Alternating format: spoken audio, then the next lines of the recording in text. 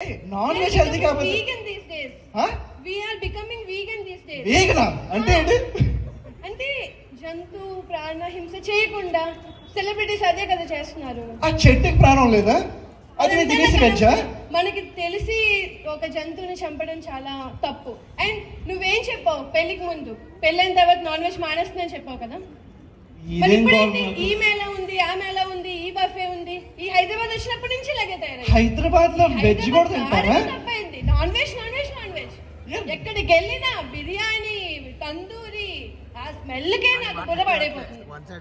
అలా అంటే ఏంటి అసలు? బిర్యానీ అసలు వెజ్ అంటారా? నేనైనా మొక్కుకున్నాను. ఒక కార్తీక మాసం కదా, మనము నెల కాదు 2 నెలలు చేస్తున్నాం ఈ సంవత్సరం. నేను ఇప్పటికే సన్నంగా ఉన్నాను అంటున్నారు.